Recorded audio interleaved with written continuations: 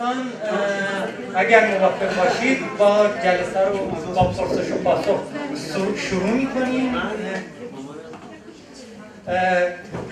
اولین سوال کننده لطف کنید بیستید و سوالتون رو بلند مطرح کنید.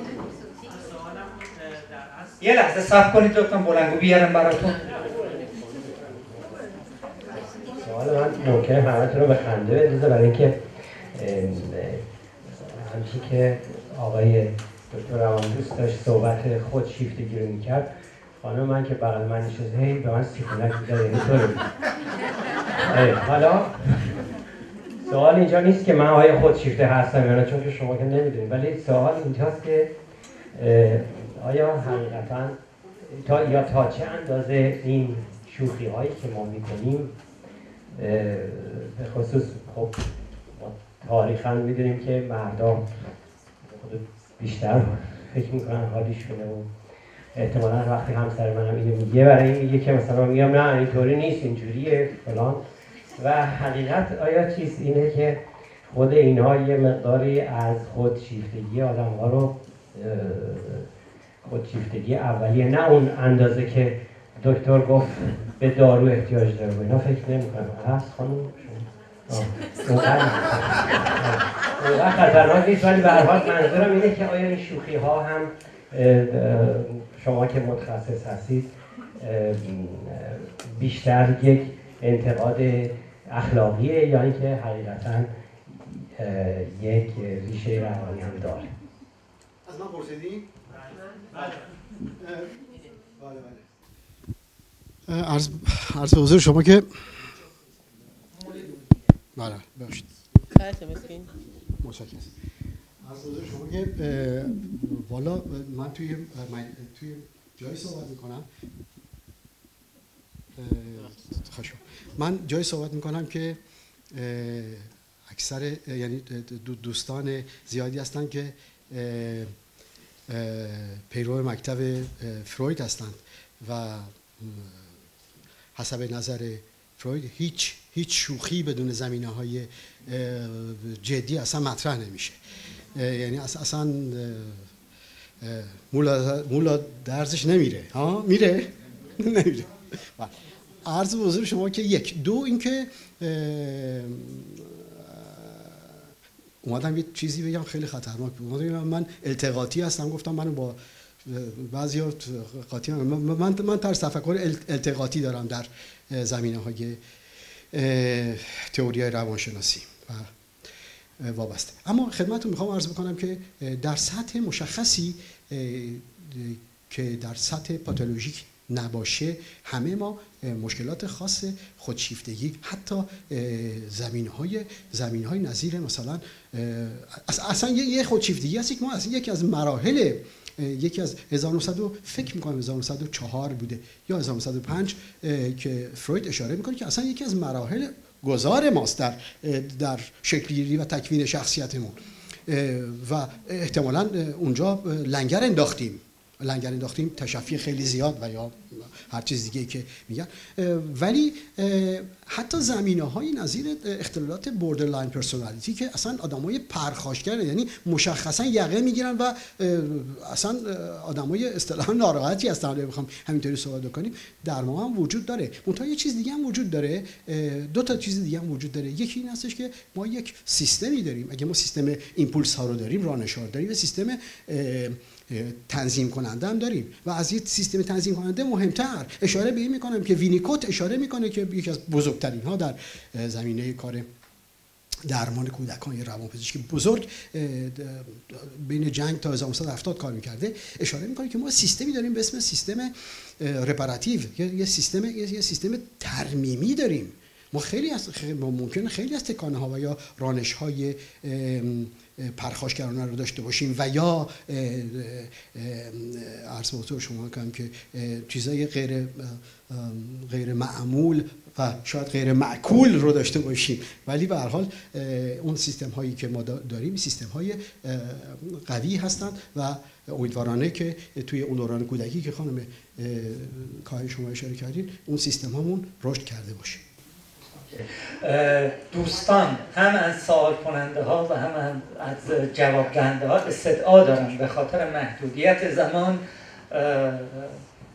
زمان رو در نظر بگیرد. با کمال عذرخواهی بفرمایید سوال بعدی. خیلی ممنون از توضیحی که در مورد خانواده‌های خودشیفته دادین. من چیزی که از صحبت شما گرفتم میشه کلی در مورد ویژگی‌های خانواده‌های خودشیفته بود. من فکر کنم دوستان خیلی استفاده کنن. اگر شما لطف کنید مقدار توضیح بدین اصلا پدر و مادرها چه اتفاقی میفته که آدم‌ها خودشیفته میشن و پدر و مادرها نقششون چی هستن که یه بچه خودشیفته به وجود میارن. من خیلی مختصر همونطوری که سیامک عزیز اشاره کردم میگم که اون مارکتینگ تایپ تئوری که گفتم در مورد من دیگه صدق میکنه. من گذاشتم هر کی بیاد تو کارگاه براش بگم. ولی نه واقعا بحث طولانی است که حتما شاید بیرون از چیز با هم صحبت کنیم. مرسی. من میخواستم بپرسم ببینم که مرز بین خودشیفتگی و اعتماد به نفس چیه؟ یعنی کجا هست که شما میتونی تفاوت بذاری؟ یه موقعی میگی که آره من اینجوریم، من قویم، من میتونم، من شافین که خیلی چیزا رو موفق شدم.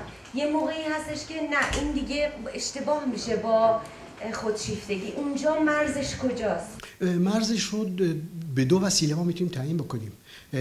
ساده ترین مرزی که میتونیم تعیین بکنیم یک مرزی هست به اسم MMPI، یک تست هست به اسم MMPI که تست قدیمی هستش، 640-50 تا سوال داره و خیلی نیمرخ دقیق روانی رو میده. اما MMPI رو برای کسی نباید استفاده کرد. MMPI رو مثلا برای من باید استفاده کرد که به عنوان صاحب یک کارخونه 30 تا 40 تا کارگر و یا کارمند دارم و اونها همشون میگن طرف یه طوریش میشه، طرف خیلی خودشو گنده حساب کرده، طرف فکر کنه از فیل افتاده. اوکی.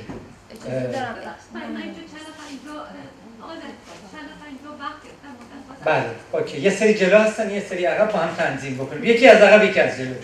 اوکی. بفرمایید.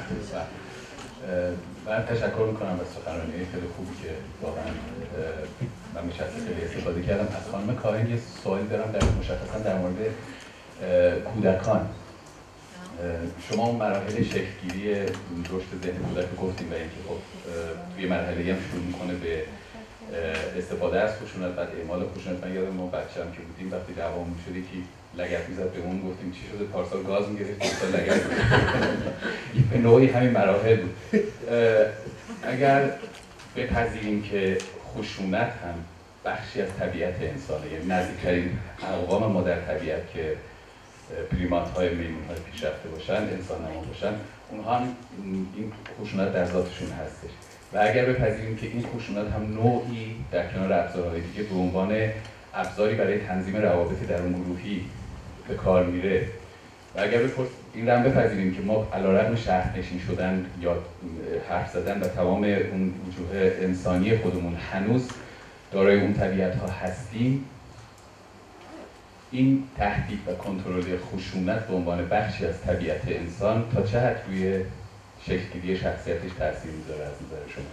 یعنی ما کنجکاوی جنسی کودک رو میگیم نباید تهدیدش کرد. وقتی که شروع میکنه به شناختن مثلا ابزار اندام‌های جنسی خودش، نباید بزنید رو دستش و اینا رو باید اجازه بدید که اینا رو ببینه، درک کنه. یا موارد دیگه‌ای، سوال کردنش رو، بعد برخوردش رو با دیگران رو اینا.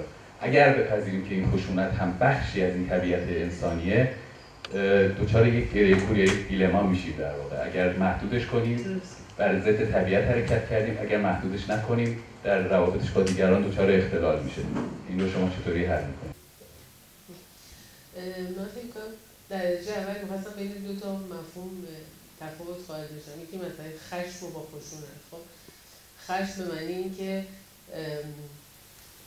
برای همه ما پیش میاد که مثلا یه وضعیت خوشمون نیاد، کسی با اون یه کاری بکنه که عصبانیت یه حس طبیعیه، یعنی مثل غمگین بودن و اینا.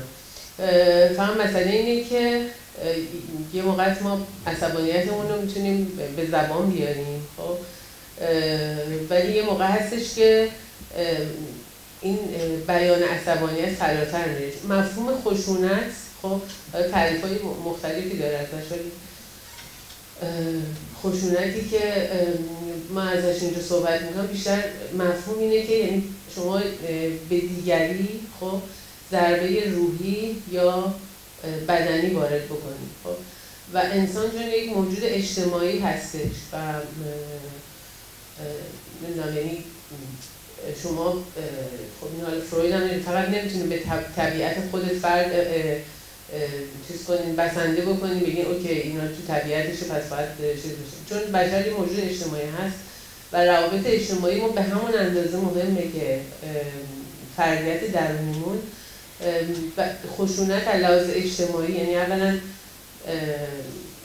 تمام سعی بشر متمدن اینه که به یه جایی برسه که بتونن آدم‌ها در کنار هم با چی میگن تفاهم بیشتری زندگی بکنن. خب بعد خب این خشونت میتونه خیلی یعنی از این لحاظ منفیه برای اینکه به دیگری شما ضربه میزنید. مثلا چی میگم حالا یعنی هم ضربه روحی هم ضربه جسمی هم میتونه باشه. دوستم آقای مکارمی هم در ارتباط باهاش صحبت کردم، ولی اگه دوستان دیگه توضیح دادن در ارتباط، ولی اینو میخواستم متمایز بکنم که با خشم متفاوت، یعنی ما باید به بچه‌هامون یاد بدیم بتونن عصبانیتشون رو بیان بکنن، یعنی نه اینکه سرکوبش کنن. مامان من از دست تو عصبانی شدم برای اینکه اینطوری کردی، یعنی این چیز بدی نیست که بگه.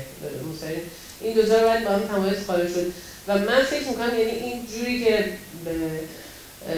همکاری روانشناس ما محققا با ما میگن و ما خودمون تو تجربه می‌بینیم اینه که معمولاً زبان میتونه جای چون حیوان‌ها این ندارن، درسته؟ حیوان عصبانی میشه میره تو موضع عصبانی، حیوان وقتی تو موضع دفاع قرار میگیره مثلا میپره رو حریفش رو مثلا، ولی انسان این قابلیت رو نشون یعنی در حقیقت به ما نشون میدن روانشناسی میتونه به جای خشونت از راه‌های سالم‌تر استفاده کنه، سالم‌تر در جهت اینکه میگم ما زندگی اجتماعی داریم می‌کنیم، یعنی تنها نیستیم. من نمیتونم فقط به خودم فکر کنم بگم خب حالا من دوتا بزنم تو گوش بچه‌م، ببخشید 4 تا بزنم تو گوش شوهرم، یعنی بالاخره یه چیزی که ارتباط هم به اون اندازه مهمه. ببخشید یه نکته آقای مکارمی در رابطه با این مسئله می‌خواستم مطرح کنم.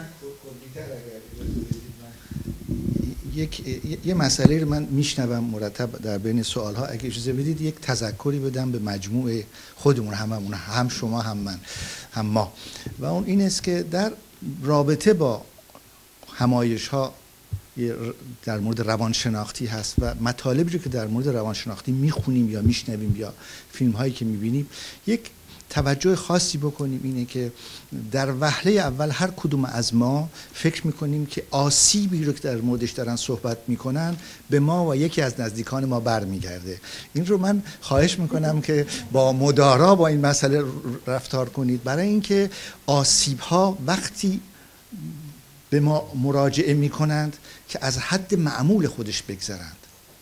همه ما این معمول رو داریم. وقتی یه آزمایش خون ما میدیم، خب اگه توجه بکنید 5 10 20 عنصر که نوشته شده، اینها یک نوشته بالا پایینش، معمولیش وسطشه. خب وقتی اینجا راجع به مسائل مختلف روانی بحث میشه، یک کمی توجه بکنید که ممکنه عواملی از این رو ما در اطراف خودمون یا در خودمون ببینیم. این دلیل بر آسیب روانی نیست، دلیل بر اینکه ما کاملا سالمیم. یعنی این علامت سلامت هست.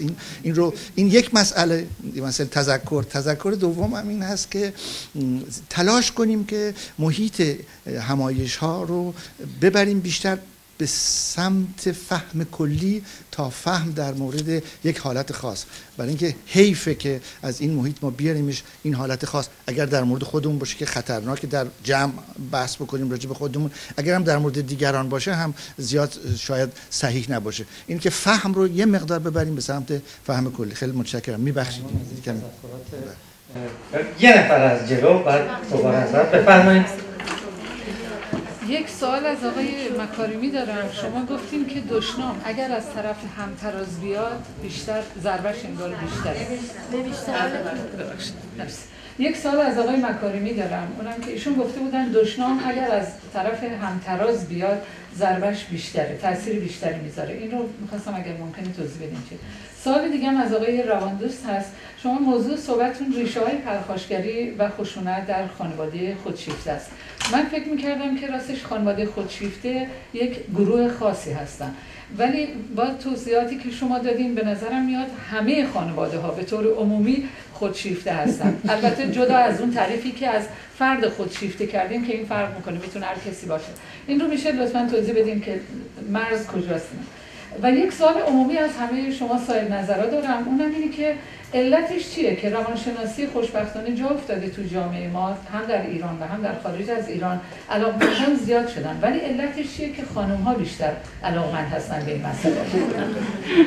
ممنون. آقای مکارمی و بعد آقای رواندوست به این نکات بپردازند. بله، همجوری که بحث کردم، دشنام در جای کارگر میشه که به هویت ما لطمه بخوره، غیر از اون کارگر نمیشه. خب هویت من همیشه در رابطه با آینه دیگری است که هویت پیدا میکنه. خب من اگر در بین افرادی که همتراز من هستند مورد تشویق قرار بگیرم، خیلی برام مهمه. خب اهمیت در بین یک قاضی اگر از طرف بقیه قضات به شکل رئیس انتخاب بشه، براش خیلی مهمه، ارزش داره. یعنی من در دایره همترازهای خودم هستم که خودم رو میشناسم. هویت من در بین همترازهاست که اهمیت پیدا میکنه و اونجاست که برای من خیلی مهمه. اینه که دشنام در اونجاست که اثر میکنه، از کسی که همتراز من بیاد بیرون اثر هویتی میذاره بر من. اونجاست مسئله اساسی در اون مسئله. حالا بعد سوال دوم بعد جواب. آقای رواندوست. از حضور شما که همونطور که آقای مکارمی هم اشاره کردن، میزانی از کلسترول در خون همه ما وجود داره و میزانی از قند و همه چیز وجود داره. میزانی از اختلالات به دلیل اینکه ما یک زندگی جمعی میکنیم، به دلیل اینکه ما حل در یک زندگی جمعی هستیم و بازتاب‌های بیرون در ما هستش، طبیعتاً ما پذیرای بسیاری از اختلالات هستیم. در یک خانواده خودشیفته مسئله شکنندگی، خشک بودن اونقدر زیاد است که از این الگو اساساً بیرون نمیتونن بیان. یعنی اگر از این الگوی که خدمتتون عرض کردم بخوام بیان بیرون، با اضمحلال خانواده همراه میشه، اصلا همه چیزشون از دست میاد، فرو میره، اصلا پاشیده میشه، از بین میره. بنابراین ما که میتونیم در واقع تحمل بکنیم، ما که میزانی از تولرانس رو داریم، ما که میزانی از اصطلاحاً سعه صدر رو داریم، ما که میزانی از فلکسیبیلیته انعطاف پذیری رو داریم، ما آدمای مریضی نیستیم. بنابراین تعداد خانواده‌های خودشیفته به مفهوم مرضیش بسیار بسیار کم هستش، اما خودشیفتگی در حد وسیعی مشاهده میشه و بازم برمیگردم به حرف آقای مکارمی که ضرورتاً این همایش‌ها جنبه‌های عمومی مسئله رو خیلی میتونه مطرح کنه. اما راجع به سوال سومتون، راجع به خانم‌ها نمیدونم، یعنی به منم نگفتید که بگم. ممنون. سوال سومتون اگه موافق باشید در آخر به اتفاق دوستان جواب خواهیم داد. بفرمایید یه نفر اینجاست، ببخشید دو نفر همزمان با هم دیگه سوال رو دارن مطرح میکنن، اگر اشکالی نداشته باشه با هم بفرمایید. من سوال داشتم از آقای مکارمی راجع به صحبتی که کردن راجع به هویت و اینکه وقتی که ما با فردی برخورد میکنیم و دشنام میدیم، زمانی که به هویت اون فرد برخورد میکنه دچار مشکل میشه و از خودش خشم نشون میده. در اکثر موارد تو آدم‌ها اینطوری هست. ولی خیلی موارد ما میبینیم که خانواده‌هایی هستن که در اون خانواده‌ها فرزند یا همسر یا بالعکس هویت همدیگر کاملا میشناسن و در زندگی عادی دچار این دشنام‌ها و بی احترامی ها نسبت به همدیگه میشن. اینها در حقیقت به هویت همدیگه صدمه میزنن. این به چه شکل هست؟ یعنی دشنام زمانی ایجاد میشه که شما گفتین که به هویت فرد برخورد میکنه، یعنی فردی که من تو خیابون میبینم مثلا فحش مادر وقتی بهش میدم از جا میپره و شروع میکنه اون هم میخواد به من ناسزا بگه. ولی چطوری این اتفاق میفته در درون یک خانواده، در کانون یک خانواده؟ ممکنه همسر هویتش با همسرش یکیه، به همسر توهین بکنه، یا فرزند پسر به مادرش توهین بکنه هویتی و دشنام و بالعکس. این چجوری؟ چجوری حل میشه؟ خیلی سریع من بحثم اینه که کارگر میگم دشنام وقتی کارگر میشه کار میکنه که بر هویت دیگری اثر کنه. خب هیچ بعید نیست که بین دو تا خواهر برادر وقتی اینها به هم دشنام میدن، خب این دشنام ظاهرا همون واژه هاست، واژه های دشنامه ولی کارگر نیست. مسئله کارگر بودنش، اینا همدیگر هم خوب میشناسن، واقعا هم به هویت هم نمیخوان. یه مثال خیلی روشنی در این مورد هست که میگن که روس‌ها خیلی به هم، که از دوستان میگفت خیلی به هم دشنام میدن، خیلی. و بعد این دوست ما هم که وارد شده بود، روسی یاد گرفته بود، شروع میکنه همون دشنام‌ها رو میگن نه تو نه، تو منظور داری، این حالا دشنام شد، تو نه، تو منظور این که وقتی یکی از بیرون بیاد دیگه به هویتشون لطمه میخوره، ولی اونی که در درون به هویت کارگری رو من بسته. ببین کارگر نمیشه، منظورم اینه که عملاً به هویت، اگر به هویت فرق نخوره کارگر نمیشه، هرچه به هویتش بیشتر بخوره بیشتر کارگر میشه. مسئله کارگر شدن رو عرض کردم. مرسی. سوال بعدی. سوال من اینه که مسئله خشونت واسه ببینم چه مقدارش ارثی میتونه باشه و چه مقدارش تربیتیه. من 2 تا بچه دارم، دخترم خصوصیت مادرش رو پیدا کرده و پسرم خصوصیت من، و میخوام ببینم من چقدر مسئول هستم تو تربیت بچه‌هام و با اینکه ناآگاه بودن در دوران جوانی، نمیدونستم، هیچ اطلاعاتی نداشتم و آیا من مسئول هستم یا بچه‌های من که به سنی رسیدن که خودشون رو بتونن بشناسن باید تربیت در خودشون. این سوال رو اگر موافق باشید فردا موضوعی داریم، البته خیلی کوتاه چون من فردا قراره فیلم پخش بکنم، اما قبل از پخش این فیلم یک اشاره مختصری خواهم داشت در رابطه با اینکه خشونت امری است ذاتی یا اکتسابی و چجوری میشه این قضیه رو نگاه کرد. سوال بعدی، خیلی وقت منتظر هستم. من در واقع سوال ندارم، خواهش داشتم از آقای صابران فرمودن که بهم یادآوری کنید تجربه‌ام از خشونت کردم، گفتم که یادآوری آقای صابران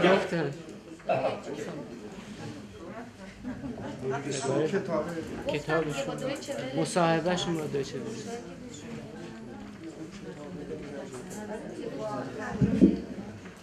من پیر شدم، بعضی وقتا چیزا یادم میره، درباره چی بود خب یادم نمیاد. تجربه‌تون از خشونت؟ نه این که گفتم آره گفت قضیه نه گفتم براتون اون وقتی، نمیدونم یادم نمیاد درست، ولی به نظرم میاد که بحث درباره این بود که این کتاب که چاپ شد و کسی نخونده اینو به زبان فرانسه، فقط اون چیزی که من چاپ کردم در دویچه وله رفت توی انجمن، به نظرم میاد شاه دوستای انگلستان و اونجا سر تا پا فوشه که شخصا کوچکترین اثری رو من نذاشته، ولی دلم به حال اونایی که نوشتن سوخت. ولی چون حرف دارم به من دادین چیزو، یه چیزی براتون بگم. من اون وقتی از نیو کالدونیا براتون گفتم، یه چیزی بگم درباره قبایل نیجر. قبایل نیجر یه رابطه عجیبی به نظر من بین بعضی از قبیله ها و زیر قبیله میشه چی؟ بگیم نه از خانواده بالاتر بگیم اقوام و قبایل مثل یا فامیل، یعنی که اونجا افرادی هستن به نام هاوسا، جرما، پل،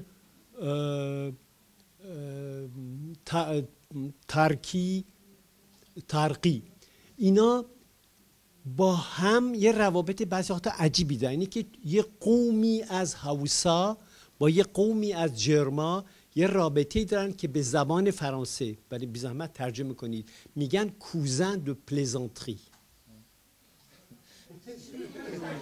شوخی دارن با هم،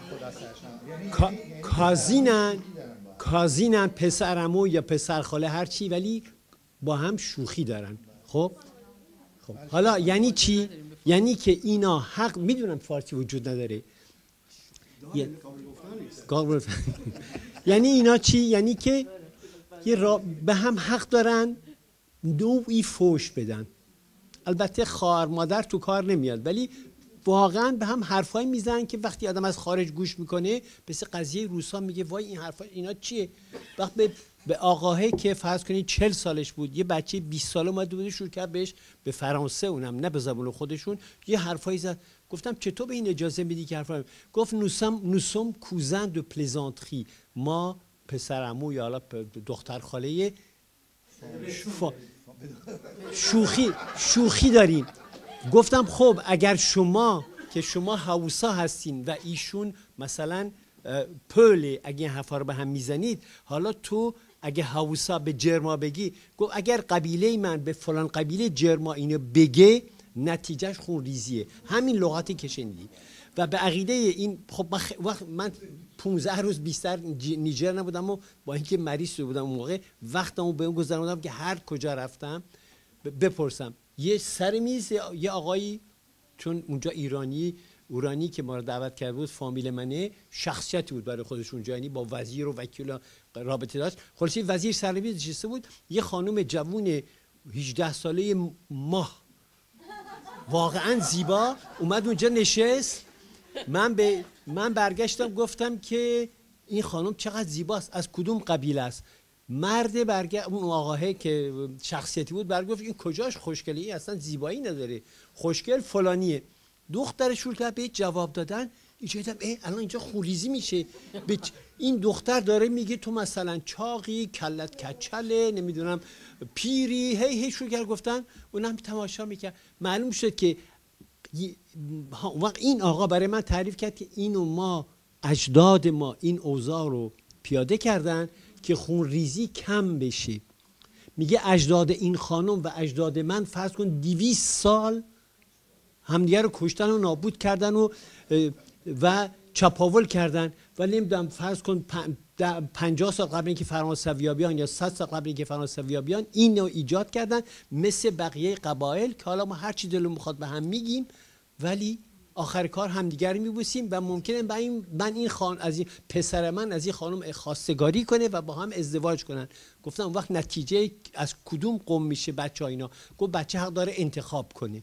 اون وقت ممکنه که بچه از یه قوم بشه، مادرش از یه قوم دیگه است و اون بچه حق داره به مادرش هر چی دلش میخواد بگه، به مادر به جواب میده و نتیجهش اینه که ما با هم با مسالمت زندگی میکنیم. و اکثر افرادی که من در نیجر بهشون برخوردم با افرادی که رفته بودن تو کوه‌ها، نمیدونم چی میگن، مسلح شده بودن، میجنگیدن با دولت، با ایشون دشمنی شدید داشتن که اینا خائن به وطنن، برای که ما در نیجر، نه نایجریا، در نیجر با مسالمت رفتار میکنیم. ممنون. سوالی داشتن؟ سوال نیست، بلکه من کسی که من نمیشناسم، من خودم روانپزشک هستم. صحبت شد که تو آلمان مسئله روابط که تو بیمارستان‌های روانی چگونه است. تو آلمان فکر کنم این مسئله مهمیه، چون کسایی اینجا نشستن که شاید یه روزی احتیاج به کمک بیمارستان روانی داشته باشه، مخصوصا وقتی که ما از یه ملت دیگه میان، این احساس که آیا اصلا یه آلمانی میتونه، یه پزشک آلمانی میتونه من بفهمه یا نه، این مسئله خیلی مهمیه. تو آلمان بیمارستانه هستن که خیلی مدرنن، بیمارستانه هستن که دارن نمیبندن، یعنی بعد امکاناتی وجود داره که شما میتونید حقوق خودتون ازش دفاع کنید. نماینده بیمارا وجود داره، شما میتونید از امکانات مختلفی که جامعه ایجاد کرده تو بیمارستانی که هنوز نتونستن خودشون رو تغییر بدن استفاده کنید. در ضمنی که مثلا شیوه های، یعنی امکانات مختلف درمانی وجود داره. و این هست که یه انسان میتونه روز بره معالجه بشه، از بیاد خونه. وقتی که شما اینا بشناسید میتونید ازش استفاده کنید. و یه چیزی آقای مکارمی گفتن و من خیلی متشکرم، تو یه جمع اینطوری که داریم صحبت میکنیم، وقتی در مورد یه مورد فکر میکنیم، باید اینا روشن کنیم که تو معالجه رابطه پزشک و بیمار یه طور دیگه ای اتفاق میفته. ممکنه من الان دارم صحبت میکنم لغتی به کار برم که به هیچ وجه، چون وظیفه من به عنوان پزشک اینه که یه محیط ایجاد کنم که انسانی که اونجا هست حس کنه من خوش آمد، من میتونم اینجا درد خودم بگم و از امکانات استفاده کنم. من تشکر. مرسی. اگر دوستان موافق باشن آخرین سوال رو مطرح کنن و بعد بریم سراغ استراحت و کارگاه ها به جای ساعت 2 ساعت 2:30 شروع میشه. بفرمایید. مطرح. بعد لطفاً میکروفون رو برسونید به دستشون.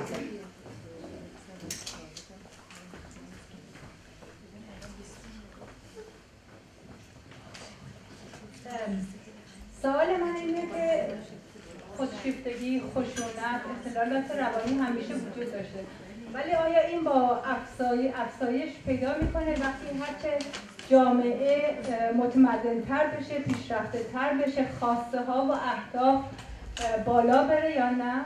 آیا این اختلافات بزرگتر خواهد شد یا نه؟ لااقل در مورد خودشیفتگیش من میتونم خدمتتون عرض میکنم تحقیقاتی که خیلی هم کهنه نیست، مربوط به سال 2000 به بعد هستش، مشخصاً تحقیقات بسیار بسیار ظریفی در مورد نارسیسیسم شده و اشاره میکنه به اینکه این تحقیقات البته در اروپا و آمریکای شمالی بوده. میگه به شدت میزان تمایل افراد، خانواده ها، یعنی در یه حالت فردی و یه حالت جمعی، برای اینکه بریم به جانب اینکه در قالبی از قالب‌های خودشیفتگی در بیام خیلی زیاد شده.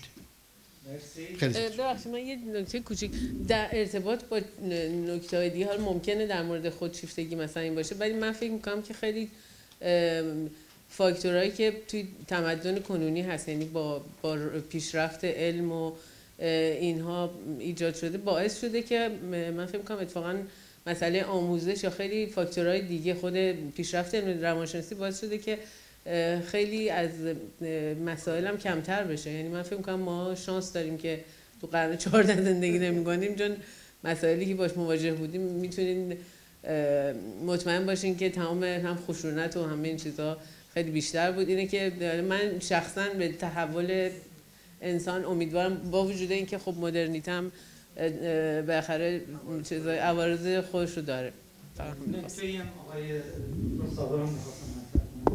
خواستم فقط از تجربه خودم بگم. تجربه من کتاب آمارگیر نیست. به تجربه من مخصوصا ایرانیای مهاجر یه ضعفی درشون ایجاد میشه از بیزبونی، از بیپولی، از بیکاری، از و اینه که حساسیتشون بروز میکنه. یعنی اینکه مثل میگم دست من اگر شکسته باشه و یک کسی دست بذاره رو دست من، خب فریاد میکشم، ولی اون یکی که نشکسته مهم نیست. فلان آقای ایرانی میاد میگه آقای دکتر من در تهران ورشکست شدم و به جنگ ادامه دادم و دوباره پول آوردم، قرضامو دادم و به انسانیت خودم برگشتم. اینجا لوله آب خونم که اوضاعش خراب میشه افسرده میشم، گریه میکنم. خانمم که من میگه که باز تو به من اجحاف کردی، مثلا نابود میشم و میافتم به زانو جلوش در میام معذرت میخوام، میگم فرشته جون ببخش فلان، میگه من این عادت‌ها نداشتم. چی شده؟ یعنی همه ما ضعیفیم، ولی در بعضی موقعیت‌ها ضعفمون، مثلا مهاجرت، ضعفمون بروز میکنه. دلیل نشد که الان مرض بیشتر از 3000 سال پیشه.